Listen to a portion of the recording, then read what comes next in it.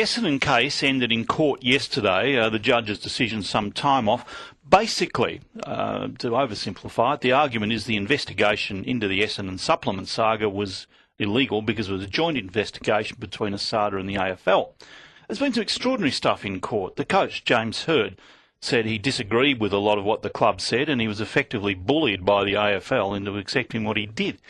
The AFL seems to have known things it claims not to have known. There has been political interference at the highest level. There have been some extraordinary things going on behind the scenes, and now the message is that even if the judge finds it to have been illegal, ASADA will just start all over again and issue new notices against the players. In the studio with me, the chair of Essendon, Paul Little. Good morning. Good morning. With what's been going on behind the scenes, do you feel Essendon's been railroaded here? Look, I think there's a lot of information has come out over the last 3 days, information that we may have suspected, but information now that would suggest that there have been other priorities that we certainly weren't aware of. When you put them all together, do you think Essendon got an unfair deal? Well, look, I think the way the process has been conducted, there's been involvement by government, involvement by ASADA and AFL. The level of working together, if I can put it that way, has really surprised us. And clearly, Essendon believes that this judgment now to determine whether or not the process is lawful or was lawful is a very important judgment. Is there anything wrong with the different sides colluding, to use a word, anything wrong with them colluding if they believe the club has done something wrong? Well, I think under the constitution of ASADA, they weren't able to do that, and fundamentally they broke that, or would have possibly broke that. The judge will determine that. And from our point of view, you know, to be using the powers of the AFL to make up the shortfall of the powers of ASADA is something that we felt was unreasonable. Even if you win this case, ASADA has indicated in court that it could just start all over again. What do you say to that? Well, look, I think we're a long way from needing to address that yet. That was ASADA's view. The view of our legal team was that if the process was deemed unlawful, that they couldn't just simply start again within 24 hours, I think was the way ASADA put it.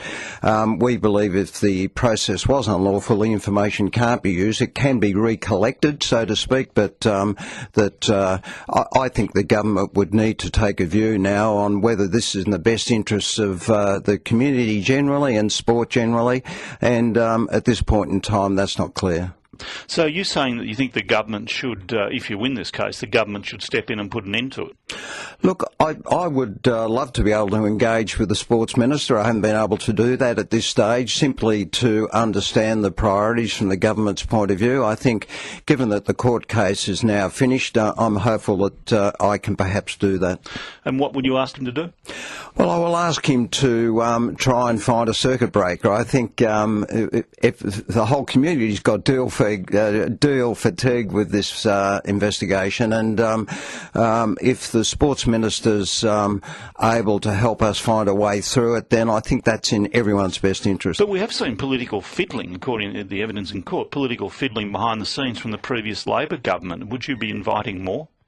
Look, I think we need to be careful not to do that. However, this whole investigation now has been aired in every newspaper, in every radio station, every TV channel. I think it's had an airing that has been fair and reasonable, but we now need to, for the sake of the game, and certainly I've taken this up with the AFL, we now need to find a way of making it go away. So you've asked the AFL to make it go away? No, that's certainly not what I said. We've continued to talk to Gil about how we can work together now for the betterment of the game, not just what's good for Essendon. Do you trust the AFL after what's come out in court? Oh, look, I certainly trust Gil, and what happened in the past is, I guess, the subject of this court case to determine. But from my point of view, Gil now will work with Essendon and has indicated that. And as recently as last night, we had a further discussion. We will work to try and put this behind us in whatever way we can. Do you trust Andrew Dimitri? Well, look, when Andrew was in the job, clearly we had to work with Andrew, and now it would appear that not just Andrew, but there are others that were involved to a far greater extent that we just didn't simply understand. Who? Other than Andrew? I think Kate Lundy, for example, and I think that even the cross-examination of the head of ASADA has created more questions and given us answers. And so I think clearly the way ASADA has interfaced with the AFL in the past is something that would make most sporting clubs feel somewhat uncomfortable.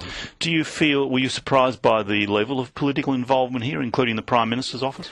I was. I think there's been far greater involvement than we ever understood, and not just with the then sports minister. So yes, I think the answer to that is that.